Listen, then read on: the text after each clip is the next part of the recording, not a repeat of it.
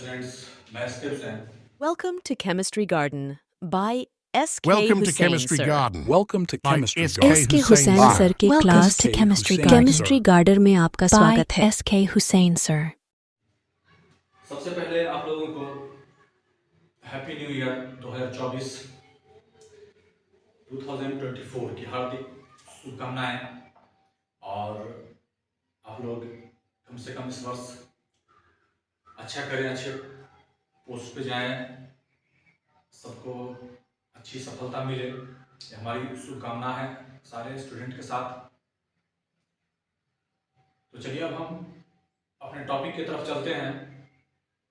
तो देखेंगे कि अभी हमने जो टॉपिक शुरू किया था कार्बन एंड इट्स कंपाउंड, सबसे लंबा चैप्टर था 10 का जो चल रहा था। तो उसी में जो चैप्टर 10 का होता है फर्स्ट वीडियो में था, और सेकंड का जो था IUPAC ने एमसीक्यू आगे के क्लास से भी टैली करता है, कंपटीशन से लेकर के 11-12 में भी, और 10 भी उसका छोटा रूप है, इसलिए उसको हमने पूरा आगे कंपटीशन तक बना दिया था। और उसी चैप्टर का ये तीसरा टॉपिक है आइसोमेरिज्म। तो ये भी 10 थोड़ा होते हुए 11-12 होते हुए इसको हम कंपटीशन तक ले जाएंगे, कहे कि ये भी आगे से टैली करता है। और जो चैप्टर टैली नहीं करेगा उसको 10 लेवल पर ही छोड़ेंगे। लेकिन फिर भी वो चैप्टर इतना लंबा है कार्बन इट्स कंपाउंड 10 का, कि कुछ और क्लास में होगा, जितने क्लास में होगा वो हम बतला देंगे। तो चलिए इसी को हम कंटिन्यू करते हैं। तो सबसे पहले इसमें समझेंगे हम कि आइसोमेरिज्म के बारे में। तो जिस तरह से हमने बेसिक में टोटल 11 वीडियो दिया है, और जिससे जो वीडियो आगे टैली करता है हम बताते हैं कि इसको पीछे लिखिएगा तो आगे समझने में सहूलियत होगी। उसी तरह से नंबर ऑफ आइसोमर्स का भी एक वीडियो है बेसिक में, उसको देखिएगा तो इसमें समझने में यहाँ पे आसानी होगी। तो चलिए यहाँ पे हम सबसे पहले देखते हैं, समझते हैं कि ऑर्गेनिक कंपाउंड में आइसोमेरिज्म कैसे होगा, आइसोमेरिज्म होता क्या है, आइसोमर्स कैसे बनता है, कितना आइसोमर्स होता है। तो इतना तो कम से कम बेसिक बैक में उसको देखिए, और यहाँ भी समझिए तो समझ में आएगा पूरा लॉन्ग में 10 टू कंपटीशन तक। तो ऑर्गेनिक कंपाउंड में हम देखेंगे कि कैसे आइसोमर्स बनता है, आइसोमेरिज्म होता क्या है। देखो आइसोमर्स का मतलब होता है आइसो और मेरस मिलकर के बना है आइसोमर्स। तो आइसो का मतलब होता है इक्वल, बराबर, और मेरस का मतलब होता है कंपोजिशन, मतलब के बनावट।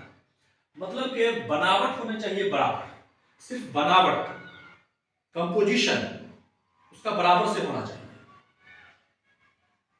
जिस चीज से मिलके बना है उसकी बनावट है वो कम ज्यादा नहीं होना चाहिए, वो उतना ही सेम होना चाहिए, इक्वल होना चाहिए। लेकिन उसको लिखने का तरीका अलग हो सकता है, जिसके कारण उसकी प्रॉपर्टी बदल सकती है। तो इस सब चीज को अभी हम आगे देखेंगे। तो इस बात को सबसे पहले बर्जीलियस ने बताया था, वही बर्जीलियस जिसको हमने पीछे बतलाया था कि इसी बर्जीलियस के स्टूडेंट ओलर ने सबसे पहला ऑर्गेनिक कंपाउंड यूरिया बना करके दिखलाया था। तो चलिए देखते हैं कि आइसोमेरिज्म होता क्या है। आइसोमेरिज्म एक घटना है, फेनोमेनन है, जिसमें more than one of different compound, ये एक या उससे ज्यादा तरीके से एक या ज्यादा कंपाउंड में हम उसको देखते हैं कि डिफरेंट टाइप्स का होगा। एक से ज्यादा तरीके का भी होगा तो उसको हम कैसे लिख सकते हैं, या एक को हम एक से ज्यादा तरीके से कैसे लिख सकते हैं, लेकिन सबका जो फॉर्मूला है कंपोजिशन सेम रहेगा, सिर्फ उसकी प्रॉपर्टीज, IUPAC नेम, ये सब बदल जाएगा लिखने के बाद।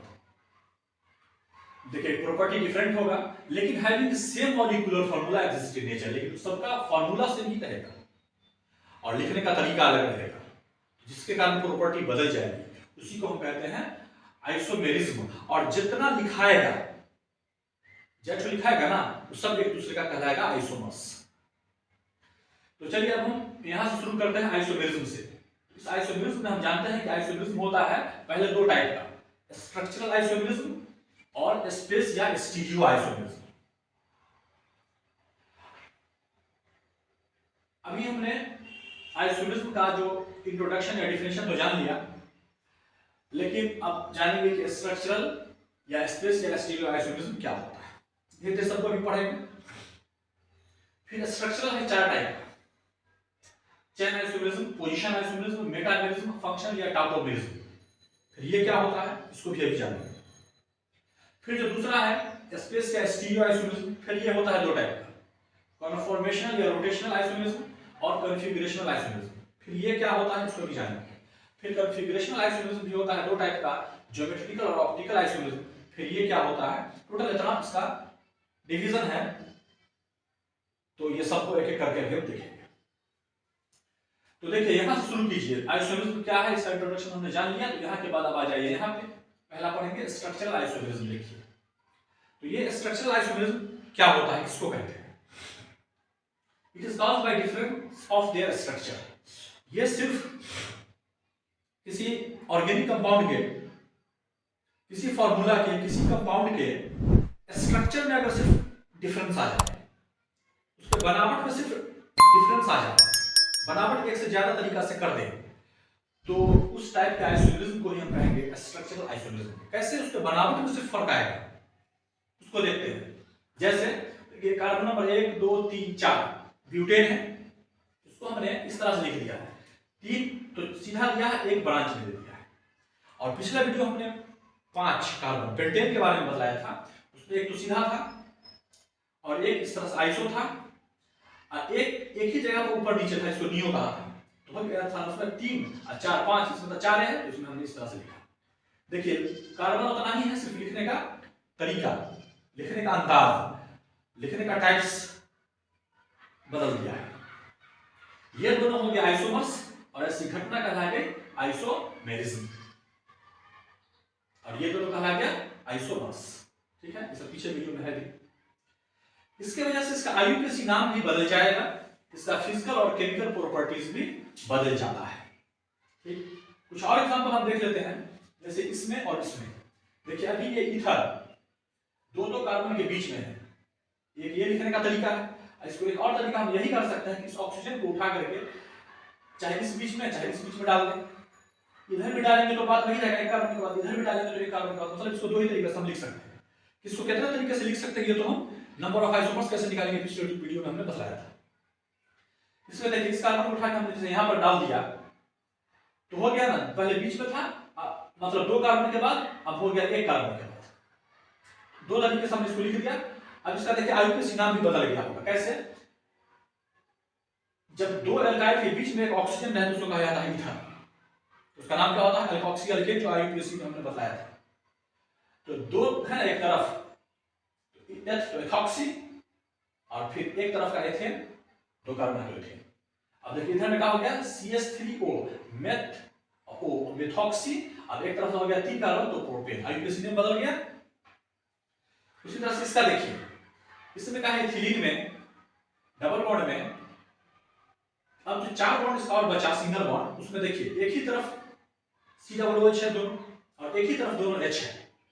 इसको ऐसे हमने लिख दिया है कि अभी COOH एक तरफ नहीं रह करके डायगोनली हो गया है ऐसे ऐसे, और H भी एक तरफ नहीं रह करके हो गया है ऐसे ऐसे। तो 2 तरीके से लिखा गया, ये दोनों भी हो गया आइसोमर्स, ये दोनों भी हो गया आइसोमर्स, ये दोनों भी होगा आइसोमर्स, ये घटना कहलाएगी आइसोमेरिज्म। तो देखिए ये फार्मूला होता है मैलिक एसिड का, जो कि सेब में पाया जाता है, और ये अब बदल के बन गया फ्यूमेरिक एसिड। एटम की संख्या उतना ही है, फार्मूला तो सेम है, सिर्फ लिखने का तरीका सबका बदल रहा है। तो ये कहलाएगा आइसोमर्स, ऐसी घटना कहलाएगी आइसोमेरिज्म। लिखने का तरीका को बदलते हैं सिर्फ, लेकिन पूरा फार्मूला सेम रहेगा। इसी तरह इसमें देखिए CH3COOH दोनों एक ही तरफ था, ठीक है, H उधर था, इसमें इधर कर दिया है, OH इसमें इधर था, इसमें इधर कर दिया है। ये किसका फार्मूला होता है, लैक्टिक एसिड का। लैक्टिक एसिड क्या होता है, देखिए एसिड जो भी कुछ खट्टा लगता है स्वाद में उसको एसिड कहते हैं, टेस्ट में स्वाद खट्टा लगता है उसको एसिड कहते हैं। तो दही भी खट्टी है, उसमें भी एसिड है। यहाँ मैलिक एसिड से भी में भी एसिड रहता है, लेकिन उतना खट्टा नहीं लगता है। एसिड में भी देखेंगे कोई ज्यादा खट्टा स्वाद का है, कोई कम का है, लेकिन एसिड होता है। तो एसिड बेस के बारे में डिटेल हम एसिड बेस का चैप्टर ही है साल्ट, उसमें हम पढ़ेंगे।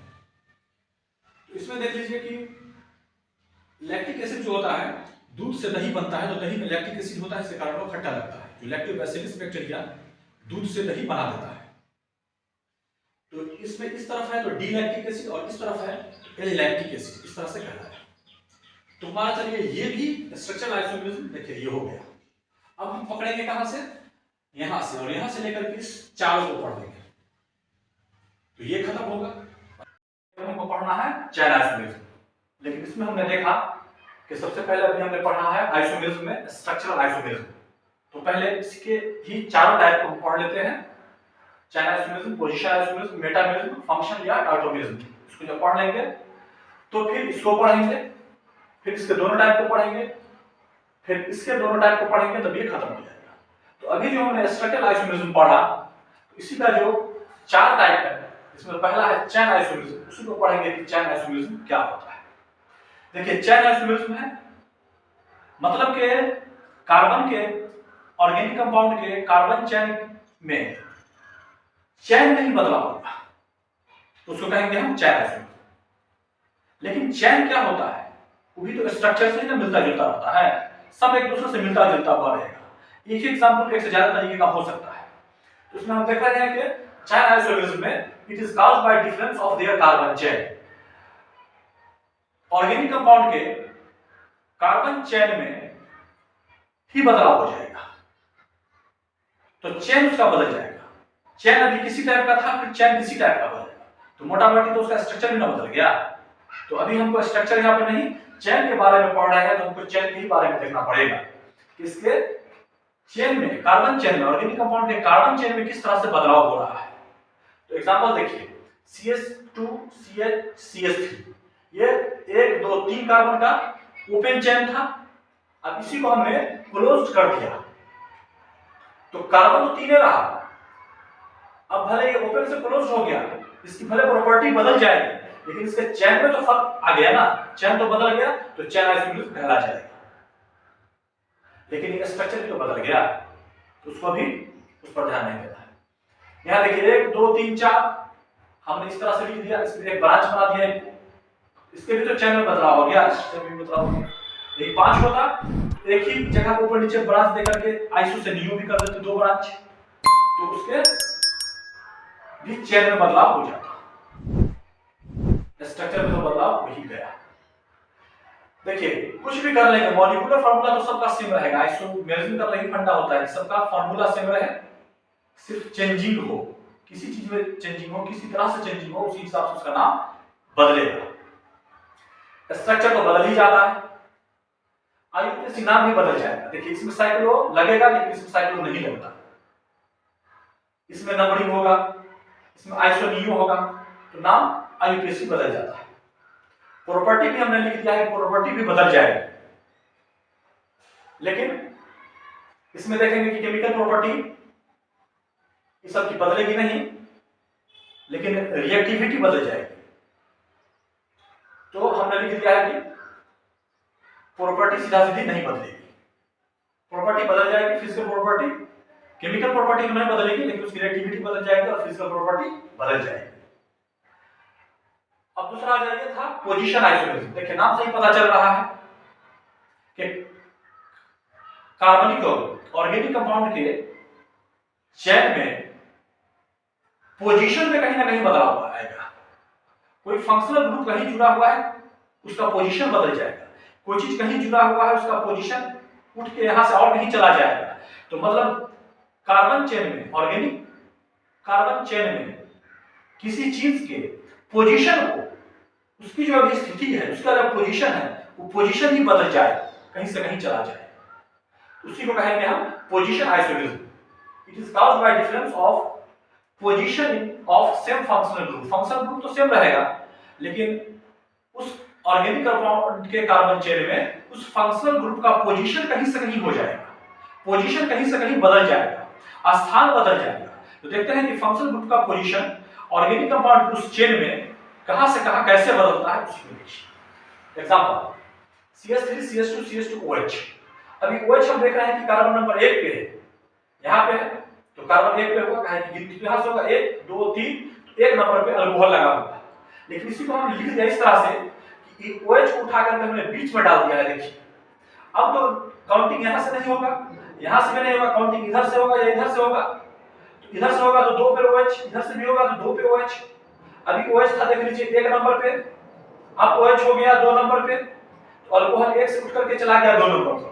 मतलब कार्बन के इस चेन में अल्कोहल जो फंक्शनल ग्रुप था वो 1 से 2 पे चला गया, मतलब उसका पोजीशन बदल गया। तो पोजीशन बदलना यही कहलाता है पोजीशन आइसोमरिज्म।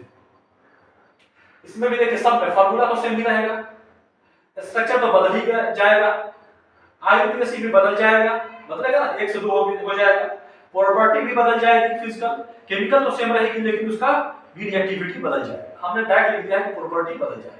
लेकिन इसमें सबसे जरूरी बात जो समझना है, कंसेप्ट इसमें यहाँ पे है। क्या कंसेप्ट है देखिए, इस कार्बन चेन में CHO लगा हुआ है यहाँ पे, तो हमने क्या चाहा कि CHO को उठा करके बीच में डाल देते हैं। देखिए डाल दिया कि इस एल्डिहाइड का, इस फंक्शनल ग्रुप का पोजीशन 1 से उठ करके बीच में चला जाए। देखिए चला गया ना, कि ये पोजीशन आइसोमरिज्म बन जाए। लेकिन बहुत जरूरी चीज याद रखना है, यहाँ पे यही कंसेप्ट है कि CHO और COOH इसमें पोजीशन आइसोमरिज्म इसके वजह से नहीं दिखाता है। COOH और CHO के जगह बदलने की वजह से पोजीशन उसका बदला हुआ नहीं कहलाता है। COOH या CHO पोजीशन आइसोमरिज्म नहीं दिखाता है। एक रहेगा तो नहीं दिखाएगा, इससे ज्यादा रहेगा तो कोई वाला दिखा सकता है, लेकिन ये नहीं दिखाएगा। कैसे देखिए, अभी गिनेंगे एक कार्बन जहां पे CHO या COOH होता है वहीं से काउंटिंग शुरू हो जाता है, और जहां से जहां तक रहता है उसी चेन को हम पैरेंट चेन मान लेते हैं, चाहे लंबा चेन होता है उसको छोड़ देते हैं। ये सब आईयूपीएसी में हमने बतलाया था। उसी तरह से यहाँ देखिए, अभी CHO यहाँ पे है तो carbon number 1, carbon number 2, carbon number 3, carbon number 4। अभी CHO कहाँ पे है? 1 नंबर पे। अब इसी CHO को उठा के हमने बीच में भी डाल दिया अगर, तो काउंटिंग तो इधर इधर से नहीं हो जाएगा, होगा तो यहीं से जहां से ये शुरू है। अभी CHO का पोजीशन कहाँ रहेगा? यही एक ही पे रहेगा, और यहाँ भी CHO का पोजीशन एक ही पे था, तो नहीं ना पोजीशन बदला, तो ये पोजीशन आइसोमरिज्म कैसे कहला जाएगा? तो CHO और COOH में पोजीशन आइसोमरिज्म नहीं दिखाई पड़ता है। लेकिन इसी को अगर हम कहेंगे कि इसमें क्या हुआ है, तो इसमें देख लीजिए पोजीशन तो चेंज नहीं हुआ, लेकिन इसके चेन में, इसके स्ट्रक्चर में, इसके चेन में बदलाव आ गया, ये हुआ है। चलिए अब तीसरा देखते हैं, मेटामेरिज्म। ये क्या होता है? It is caused by difference in the distribution of alkyl group. ये ऑर्गेनिक कंपाउंड के कार्बन चेन में एल्काइल ग्रुप R का CH3CH5 सब जो होता है एल्काइल ग्रुप, उसी का डिस्ट्रीब्यूशन, उसका पोजीशन बदलता है। एल्काइल ग्रुप का सिर्फ ऑर्गेनिक कार्बन चेन में सिर्फ एल्काइल ग्रुप R जो होता है उसका डिस्ट्रीब्यूशन होगा, उसका पोजीशन बदलेगा, तो उसको कहेंगे हम मेटामेरिज्म, सिर्फ एल्काइल ग्रुप। जैसे CH3COOH5, तो देखिए COO जो है वो बीच का बीच में ही आ गया, COOH5 पहले इधर था, इधर हो गया, और CH3 पहले शुरू में था, अब देखिए लास्ट में हो गया। इसमें किसका बदलाव हुआ है? सिर्फ CH3COOH5, मतलब सिर्फ एल्काइल ग्रुप का। फार्मूला तो सेम रहेगा, इसकी केमिकल प्रॉपर्टी भी सेम रहेगी, काहे कि R तो सेम चीज है, और बीच में जो COO रहा एस्टर तो वैसा ही रह गया, तो केमिकल प्रॉपर्टी नहीं बदलेगी, स्ट्रक्चर तो डिफरेंट हो ही गया, आईयूपीएसी नाम तो बदल ही जाएगा, फिजिकल प्रॉपर्टी भी इसकी बदल जाएगी। लेकिन इसी तरह से समझने का कांसेप्ट यहाँ इसमें भी है कि CH3O इसको कहेंगे मेथॉक्सी, तो यहाँ से तो नहीं गिनेंगे ताकि चेन टूट जाएगा, गिनेंगे यहाँ से, आईयूपीएसी में सब रूल देखिएगा। उसी तरह इसमें देखिए, इसको हमने ऐसे लिख दिया था, तो अब हम सोचेंगे यहाँ से गिने, तो यहाँ से भी तो नहीं गिनाएगा, फिर चेन टूट जाएगा, तो बीच से गिनाएगा नहीं, इधर से गिनाएगा नहीं, 1 2 3 ज्यादा दूरी पे ये नया चीज हो जाएगा। तो हम कहां से गिनना शुरू करेंगे? यहां से, ताकि 2 ही नंबर पे आए। अब सुनिए, इसमें हमने देखा कि CHO CH3O जो मिथॉक्सी है, मेथॉक्सी जो है, इसका नाम तो नहीं बदला, इसमें जो R था CH3 ये तो नहीं बदला, ये हमेशा CH3O एक ही जगह पे मेथॉक्सी ही रह गया। लेकिन मेथॉक्सी पहले 1 नंबर पे था, अब 2 नंबर पे चला है। तो R में एल्काइल ग्रुप में तो फर्क नहीं पड़ा, लेकिन इसका पोजीशन 1 से 2 हो गया। इसको हम पोजीशन आइसोमेरिज्म तो कह सकते हैं, लेकिन मेटामेरिज्म हम नहीं कह सकते। ये भी हो गया। अब हम देखते हैं स्ट्रक्चरल आइसोमेरिज्म का जो सबसे लास्ट टाइप था फंक्शनल आइसोमेरिज्म या टॉटोमेरिज्म। तो इसमें हम सबसे पहले देखते हैं फंक्शनल आइसोमेरिज्म। देखिए, इसके नाम से ही पता चल रहा है कि फंक्शनल ग्रुप में बदलाव हो जाए। ऑर्गेनिक कंपाउंड के कार्बन चेन में कहीं पर फंक्शनल ग्रुप लगा हुआ हो और उस फंक्शनल ग्रुप का नाम ही चेंज हो जाए, फंक्शनल ग्रुप ही चेंज हो जाए, फंक्शनल ग्रुप चेंज होकर कोई दूसरा फंक्शनल ग्रुप बन जाए, नाम से पता चल रहा है फंक्शनल ग्रुप में चेंजिंग फंक्शनल आइसोमेरिज्म कहलाएगा। It is called by difference of functional group. Functional group में बदलाव हो जाए, चेंजिंग हो जाए, बस वही बात है। जैसे देखिए CH3O CH3, इसको हम ऐसे लिख दिया, CH3 को CH3 लिखा, और ये जो CH3 है ना, इसमें एक H हमने छोड़ दिया, तो क्या हो गया, CH2 ही हो गया। देखिए CH2 ही हो गया, और इसमें का एक बचा हुआ H, O मिला के OH हो गया। तो अभी था ये क्या, ईथर, क्या बन गया, अल्कोहल, फंक्शनल ग्रुप बदल गया, फंक्शनल आइसोमेरिज्म कहला गया। फिर देखिए CH3 CH2 CHO, CHO क्या होता है, एल्डिहाइड। अब हमने क्या किया, CH3 को CH3 लिखा। अब देखिए CH2 है, इसमें से एक H हमने लेकर के इसमें मिला दिया, ये भी बन गया CH3, देखिए यहाँ लिख दिया। इसमें का एक H हटा लिया था तो सिर्फ CO बचा था, तो CO अभी था एल्डिहाइड, बन गया कीटोन, फंक्शनल ग्रुप बदल गया। उसी तरह इसमें देखिए CH3 CH2 COOH, अभी क्या है, एसिड।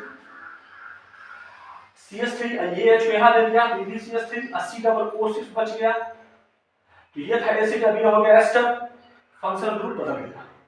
यही सब हो गया फंक्शनल आइसोमेरिज्म। फार्मूला सबका सेम रहेगा, बात वही है। IUPAC नाम तो बिल्कुल बदलेगा, पूरा का पूरा उसका प्रॉपर्टी चेंज हो चुका, केमिकल प्रॉपर्टी तो जरूर बदल गई, और फिजिकल प्रॉपर्टी बदल भी सकती है, नहीं भी बदल सकती, लगभग प्रॉपर्टी बदल जाती है। अब देखिए टॉटोमेरिज्म,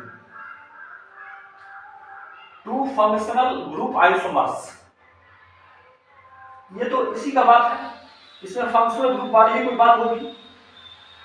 तो दो फंक्शनल ग्रुप वाला बदला हुआ फंक्शनल ग्रुप वाला एक ऐसा आइसोमर्स इसमें बनता है। इंटरकन्वर्टिंग, दोनों फंक्शनल ग्रुप जो है ना हमेशा एक दूसरे में बदलता रहता है, चेंजिंग होता रहता है, और दूसरा पहला, इस तरह से टॉटोमेरिज्म में दो फंक्शनल ग्रुप से बना हुआ आइसोमर्स हमेशा बदलता रहता है, and gives to dynamic isomers, और देता है दो आइसोमर्स, लेकिन हमेशा बदलने वाला होता है।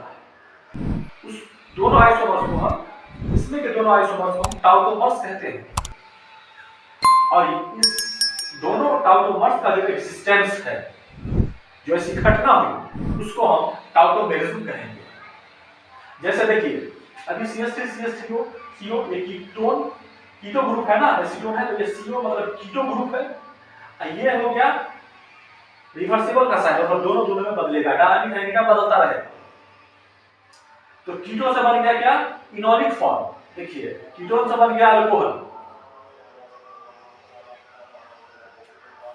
इसमें कैसे होता है, इसमें क्या फर्क है, इसको देखिए। यहां उसी तरह देखिए CH3 CH2NO नाइट्रोसो फॉर्म से बन गया, ये H यहां से CH3 का CH3 रहा, CH2 है ना, तो एक H यहां छोड़ दीजिए, तो CH N के N, H यहां आकर के OH बन गया, मतलब के नाइट्रोसो से बन गया ऑक्सीजन। तो इस तरह से हमने देखा कि ये भी बदल गया, लेकिन ये बदलने का इसमें जो कारण क्या है इसको जानिए। हमेशा दोनों में बदला बदली होता रहता है टॉटोमर्स में, और इसको हम टॉटोमेरिज्म कहते हैं। इसका दो ही कारण होता है, बहुत जरूर इसका बदलने का, हमेशा बदला बदली करने का कारण जान लीजिए। When double bond and functional group are at the same carbon, जब एक ही कार्बन पे फंक्शनल ग्रुप भी होगा और एक ही कार्बन पे डबल बॉन्ड भी होगा, देखिए जब एक ही कार्बन पे फंक्शनल ग्रुप भी होगा, डबल बॉन्ड भी होगा, तब ये बदलेगा, नहीं तो नहीं बदलेगा। एक बात इसकी जरूरी है थी। और दूसरी बात ये है इसमें, here pi bond and alpha hydrogen delocalized in this interconversion. इस तरह के बदलाव को करवाने के लिए, इस तरह के इंटरकन्वर्जन में हम देखते हैं कि इसमें पाई बॉन्ड और अल्फा हाइड्रोजन वही दोनों इंटरकन्वर्टिंग बदला बदली करवाता है। तो पाई बॉन्ड देखिए यही होता है, डबल बॉन्ड में एक सिग्मा एक पाई बॉन्ड होता है, तो पाई बॉन्ड होना ही चाहिए। और कोई फंक्शनल ग्रुप के लगा हुआ कार्बन को कहते हैं अल्फा कार्बन, उसमें लगा हुआ हाइड्रोजन को कहते हैं अल्फा हाइड्रोजन। इसलिए जिसमें अल्फा हाइड्रोजन और पाई बॉन्ड रहता ही रहता है, क्योंकि डबल बॉन्ड रहेगा, फंक्शनल ग्रुप रहेगा, तो उसमें लगा हुआ कार्बन और उसमें लगा हुआ हाइड्रोजन, अल्फा हाइड्रोजन होगा ही होगा। इस तरह के बदलाव को अल्फा हाइड्रोजन और पाई बॉन्ड मिलकर के ही करवाता हुआ रहता है। ये भी हो गया। अब चलिए दूसरा देखते हैं हम आइसोमेरिज्म का टाइप, स्पेस या स्टीरियो आइसोमेरिज्म। इसको देखेंगे, फिर इस दोनों को, तब ये खत्म हो जाएगा। तो ये चीज देखने के पहले एक चीज सीख लेना पड़ेगा, तब फिर इसको पढ़ेंगे और तब इस दोनों को पढ़ेंगे। तो क्या पहले सीखना पड़ेगा, थोड़ा देखिए। The two isomers in which there is a difference of three-dimensional arrangement of atoms or groups, उसी को पहले समझिए क्या है। देखिए दो आइसोमर ऐसा होना चाहिए जिसमें कैसा डिफरेंस हो, थ्री डायमेंशनल अरेंजमेंट होने का एटम में या ग्रुप में डिफरेंस हो। मतलब दो आइसोमर है, दो फॉर्मूला है, दो कार्बन का ऑर्गेनिक कंपाउंड है, तो उसमें से दोनों को थ्री डायमेंशनली किस किस तरह से अरेंज कर सकते हैं उसको जानिए। एक तो टू डायमेंशनली होता है एक प्लेन पे, और एक होता है थ्री डायमेंशनली चारों तरफ में।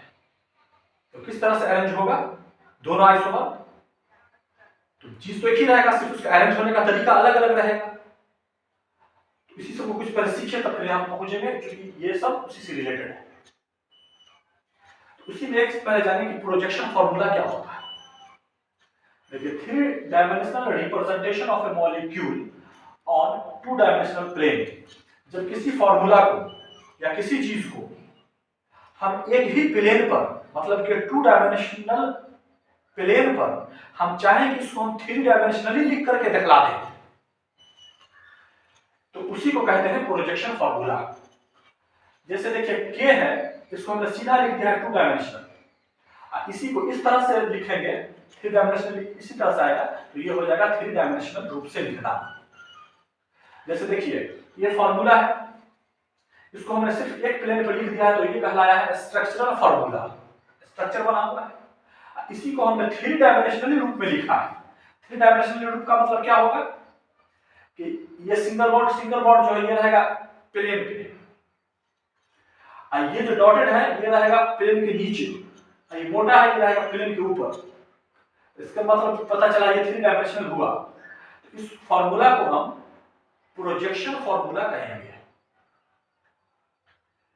तो किसी फॉर्मूला को एक प्लेन पे दिखाएंगे तो स्ट्रक्चरल फॉर्मूला, और थ्री डायमेंशनली दिखाएंगे तो प्रोजेक्शन फॉर्मूला कहलाएगा, याद रखिए। अब देखिए organic molecule can be represented three dimensionally in three different manner. किसी ऑर्गेनिक मॉलिक्यूल को हम जो थ्री डायमेंशनली दिखलाएंगे, तो थ्री डायमेंशनली भी हम तीन तरीका से दिखा सकते हैं। किस किस तरह से दिखा सकते हैं? एक दिखा सकते हैं पर्सपेक्टिव या सॉ हॉर्स प्रोजेक्शन के रूप से, दूसरा आप दिखा सकते हैं न्यूमैन प्रोजेक्शन के रूप से, और तीसरा आप दिखा सकते हैं फिशर प्रोजेक्शन के रूप से। इस तीनों रूप से हम कैसे कैसे दिखा सकते हैं किसी ऑर्गेनिक मॉलिक्यूल को थ्री डायमेंशनली। तो देखिए कैसे दिखा सकते हैं। जैसे पहला देखिए पर्सपेक्टिव या सॉ हॉर्स प्रोजेक्शन, इस तरह से हम किस तरह दिखा सकते हैं किसी ऑर्गेनिक मॉलिक्यूल को थ्री डायमेंशनली, कैसे दिखा सकते हैं। तो देखिए अगर एक कार्बन वाला रहेगा तो एक कार्बन का, तो यही आपका एग्जांपल हो गया, एक कार्बन वाला का पर्सपेक्टिव या सौ हॉर्स रूप से दिखाना थ्री डायमेंशनली। या अगर 2 कार्बन वाला है तो कैसे दिखलाएंगे, देखिए 2 कार्बन वाला है तो इसको देख लीजिए कैसे, CH3HH CH3HH इस तरह से इसको हमने लिख दिया CH3 CH जैसे था, फिर ये जैसे था CH3 जैसे था, उसमें हमने क्या किया सिर्फ कि इस H को एक जो H था इधर वाला, एक H जो था इधर वाला, इसको हम यहां से उठा करके इधर इसमें सटा दिया, ये इस तरह से लिख दिया। तो ये 2 कार्बन के लिए हो गया और इसमें तक कार्बन की वैलेंसी कम हुई तो इसमें 4 होगा। अब देखिए उसी तरह से न्यूमैन प्रोजेक्शन, इस तरह से हम किस तरह ऑर्गेनिक मॉलिक्यूल को 3 डायमेंशनली दिखा सकते हैं। उसको दिखाने के लिए देखिए पहले इसी वाले से हम न्यूमैन बनाएंगे। ये बताया था कि किस तरह से हम 3 डायमेंशनली किसी ऑर्गेनिक मॉलिक्यूल को दिखा सकते हैं। तो यहां देखिए किस तरह से बना, इसको गोल बना दिया गया, देखिए 2H तो हो गया ना, 4H का 2 और 2 4H और 2 OH लिख दिया, इस तरह से बना दिया। ये हो गया न्यूमैन प्रोजेक्शन। न्यूमैन के टाइप से इस ऑर्गेनिक मॉलिक्यूल को हमने 3 डायमेंशनली दिखाया। तीसरा फिशर प्रोजेक्शन कैसे दिखाएंगे 3 डायमेंशनली, तो देखिए इसमें तीनों हम बना करके एक जगह पे दिखाएंगे। पहला था ये वाला ही हमने लिया है, देखिए इसी को न्यूमैन के रूप में लिखा इस तरह से, इसी को फिशर के रूप में देख लीजिए CH3 HH इस तरह से लिख दिया। तो इस तरह का लिखना 3 डायमेंशनली तीनों तरीका से हमने देख लिया। अब जब देख लिए तो हम इसमें देखते हैं स्पेस या स्टीरियो आइसोमेरिज्म क्या है, इसका थोड़ा सा इंट्रोडक्शन देख लेते हैं, फिर उसके बाद तब ये दोनों तब ये खत्म हो जाएगा। तो इसमें देखिए क्या है, 2 isomers having the same structural formula, 2 isomers structural formula उसका सेम होना चाहिए तो होता ही, but have 2 different space arrangement, लेकिन दोनों का जो स्पेस अरेंजमेंट है 2D और 3D वाला वो अलग होना चाहिए। उसी को हम कहेंगे स्पेस या स्टीरियो आइसोमेरिज्म, ठीक है। इसका सब में दोनों का प्रॉपर्टीज डिफरेंट हो जाएगा, IUPAC लेकिन सेम ही रहता है इसमें। कैसे देखिए, जैसे हमने लिखा है ये मेसो टारटेरिक एसिड, COOH दोनों तरफ H दोनों तरफ OH, इसका IUPAC नाम 2,3 डाइहाइड्रोक्सी ब्यूटा डाइओइक एसिड। इसी को इस तरह से लिख दिया है हमने COOH। अब OH ऐसे H ऐसे कर दिया है, तो ये हो गया DL टारटेरिक एसिड, इसका भी IUPAC name 2,3 dihydroxy buta dioic acid, IUPAC नाम इसका नहीं पता। तो चलिए इस तरह से करके स्पेस या स्टीरियो आइसोमेरिज्म जो था इसमें इंट्रोडक्शन को इतना ही देखना था। हम देखते हैं कॉन्फॉर्मेशनल या रोटेशनल आइसोमेरिज्म क्या होता है। देखिए इसका है क्या, 2 स्पेस आइसोमर्स, इसमें भी स्पेस में ही देखना है हमको 2D और 3D वाले में, तो 2 स्पेस आइसोमर्स होना चाहिए। कैसा होता है इसका isomers, rising out due to free rotation, लेकिन उस सब आइसोमर्स का फ्री रोटेशन होना चाहिए, फ्रीली रोटेट कर जाए होना चाहिए। आर कॉल्ड रोटेशनल या कॉन्फॉर्मेशनल आइसोमर्स, उस सब आइसोमर्स को यही रोटेशनल या कॉन्फॉर्मेशनल आइसोमर्स कहेंगे। its spatial arrangement is called conformation, सबका जो स्पेशियल अरेंजमेंट होगा उस सब को हम कॉन्फॉर्मेशन या रोटामर्स कहेंगे। And existence of it is known as, और इस तरह का जो एग्जिस्टेंस होता है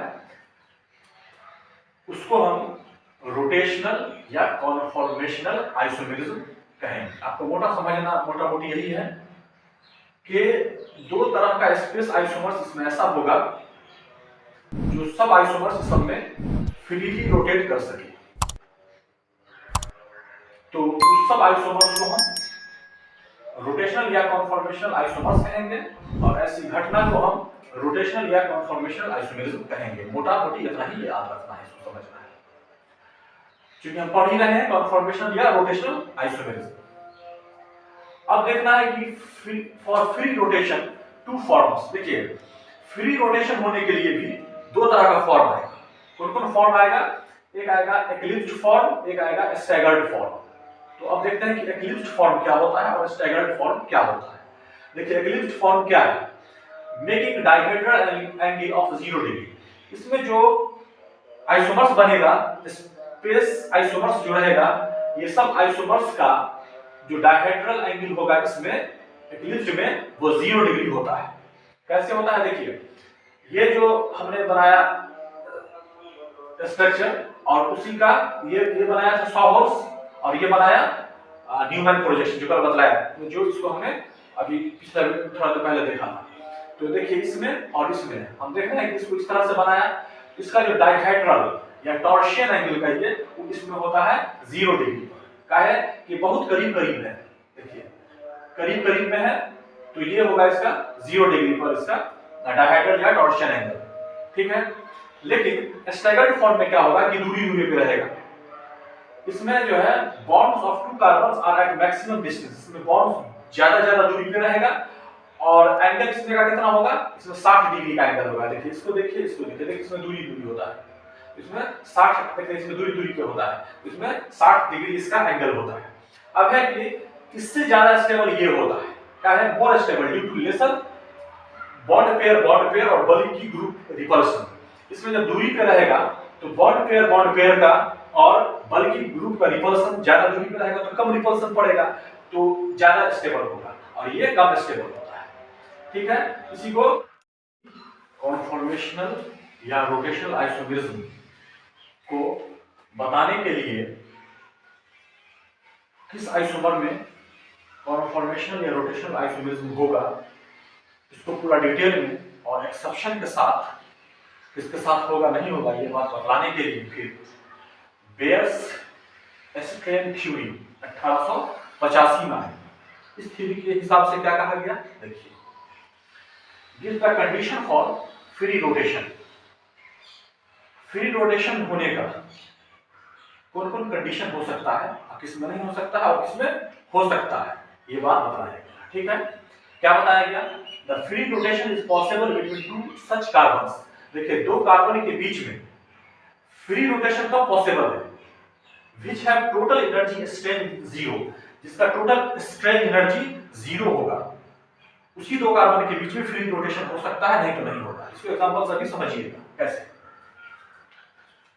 फिर उसके बाद 1895 में सैक्से और लैटर मोड़े इन्होंने बतलाया कि साइक्लोहेक्सेन नन कोप्लेनर मॉलिक्यूल है, वो नन कोप्लेनर है साइक्लोहेक्सेन, ठीक है। उसका बॉन्ड एंगल 110 डिग्री होता है, जो मेथेन के 109 डिग्री 28 मिनट से लगभग करीब करीब है। And it's angle strain value is almost 0, और उसका एंगल स्ट्रेन वैल्यू जो है लगभग 0 के बराबर होता है साइक्लोहेक्सेन का। इसीलिए फ्री रोटेशन के लिए साइक्लो कंपाउंड में सिर्फ साइक्लोहेक्सेन एक ऐसा कंपाउंड देखा गया जिसमें फ्री रोटेशन हो सकता है। तो हम देखते हैं कि कॉन्फॉर्मेशनल आइसोमेरिज्म जो साइक्लोहेक्सेन में होगा वो कैसे होगा। तो साइक्लोहेक्सेन में जो कॉन्फॉर्मेशनल आइसोमेरिज्म होता है वो दो फॉर्म में दिखाता है। एक फॉर्म होता है और फॉर्म बहुत सारा फॉर्म में होता है, लेकिन दो फॉर्म मेनली है जो एग्जिस्ट करता है और तो फॉर्म एग्जिस्ट नहीं करता है। तो जो फॉर्म एग्जिस्ट करता है वो है चेयर फॉर्म और बोल्ट फॉर्म। तो देखिए ऐसे जो हम लिखेंगे अगर साइक्लोहेक्सेन को, तो ऐसे तो साइक्लोहेक्सेन देखिए कैसा होता है, साइक्लोहेक्सेन नहीं ना होगा। देखिए यही हो गया आपको साइक्लोहेक्सेन, साइक्लो अच्छे है तो हेक्सेन, ये था साइक्लोहेक्सेन। इसी को हमको इस फॉर्म में दिखाना है। देखिए इसमें भी 6 था, साइक्लो था 6 कार्बन, और इसमें भी देखिए ये चेयर फॉर्म है ना, देखिए चेयर का ये इसका हो गया लेग, इसमें इसे बैठने वाला, इसके ऊपर का ऐसे ये हो गया पीछे वाला, और कुर्सी के नीचे जो पैर होता है ये हो गया, और ये बीच में बैठने वाला हो गया, ठीक है। तो इसमें 6 है, 1 2 3 4 5 6 कार्बन, ये हो गया चेयर फॉर्म। और ये एक होता है बोट फॉर्म। देखो नाव से होता है, ऊपर इधर निकला बीच में आदमी को बैठने का होता है, और पानी में तैरती है। 1 2 3 4 5 6 यही चीज से बना। अब हम इस दोनों में भी देखेंगे कि कौन ज्यादा स्टेबल होता है। Chair form of cyclohexane is more stable then boat form. देखिए ये ज्यादा स्टेबल होता है। अगर इसको हम लिख देते हैं कि ये ज्यादा स्टेबल होगा, स्टेबल, और ये कम स्टेबल होगा। ठीक है, काहे ऐसा होता है? As the boat conformation of cyclohexane is about 6.5 kilocalorie प्रति मोल। देखिए बोट कॉन्फॉर्मेशन में, इसमें साइक्लोहेक्सेन के बोट कॉन्फॉर्मेशन में 6.5 किलोकैलोरी प्रति mole higher energy than chair conformation. इसमें जितना एनर्जी होता है और इसमें जितना एनर्जी होता है, उसमें जब दोनों हम डिफरेंस देखेंगे तो इसमें 6.5 किलोकैलोरी ज्यादा एनर्जी होता है बोट फॉर्म चेयर के हिसाब से। तो it can be proof theoretically by 2 counts. लेकिन कैसे ज्यादा एनर्जी होता है इसको हम प्रूफ करके देखते हैं 2 काउंट से। कैसे प्रूफ होगा कि इसमें एनर्जी ज्यादा है, इसमें कम है, किसमें रिपल्सन ज्यादा हो रहा है, किसमें कम हो रहा है, किसमें अट्रैक्शन ज्यादा हो रहा है, किसमें कम हो रहा है, जिससे कार्बन स्टेबिलिटी किसकी ज्यादा रहेगी, किसकी कम रहेगी, किसमें एनर्जी ज्यादा रहेगा, किसमें एनर्जी कम रहेगा। ये सब हम 2 काउंट से, 2 चीज से प्रूफ करके देख लेते हैं। तो इसमें है काउंट नंबर 1। देखिए इसी चेयर फॉर्म को हमने ऐसा बना दिया है, ऐसा बना दिया है न्यूमन के हिसाब से, न्यूमन प्रोजेक्शन जो बनाया था उसी हिसाब से ऐसा बना दिया। अब बोट फॉर्म को ऐसा बना दिया। देखिए बोट है ना, इधर निकला तैरेगा, इसमें पीछे बैठने का। ये चेयर है, चेयर में यहां पर बैठने का, ऐसे रहेगा तो बैठने का। तो ये दोनों फॉर्म में भी देखिए कार्बन तो वही होगा, 1 2 3 4 5 6। इसमें भी कार्बन होगा 1 2 3 4 5 6, 6 कार्बन दोनों में। अब इसको हम मिलाएंगे कि कैसे इसकी एनर्जी कम या ज्यादा हो रही है। तो देखिए कार्बन नंबर 1 और कार्बन नंबर 2 स्टैगर फॉर्म में, 2 3 स्टैगर फॉर्म में है, 3 4 स्टैगर फॉर्म में है, 4 5 स्टैगर फॉर्म में है, 5 6 स्टैगर फॉर्म में है, 6 1 सब इसमें स्टैगर फॉर्म में है। सब सबसे दूरी पे है। देखिए इसमें देखेंगे 1 2 एक्लिप्स फॉर्म में है, 2 3 फिर स्टैगर फॉर्म में है, 3 4 फिर स्टैगर फॉर्म में है, 4 5 फिर एक्लिप्स फॉर्म में है, 5 6 फिर स्टैगर फॉर्म में है, 6 फिर स्टैगर फॉर्म में है। मतलब इसमें नजदीक 2 ही है एक्लिप्स वाला। देखिए 1 2 में और 1 4 5 में, देखिए है ना, ये दोनों नजदीक, ये दोनों नजदीक। देखिए सब दूरी, सबका सब दूरी पे था। इसमें कम से कम 2 एक्लिप्स फॉर्म है, इसमें टोटल का टोटल स्टैगर्ड फॉर्म। तो होगा क्या इसकी वजह से, hence boat form experiences greater bond pair repulsion।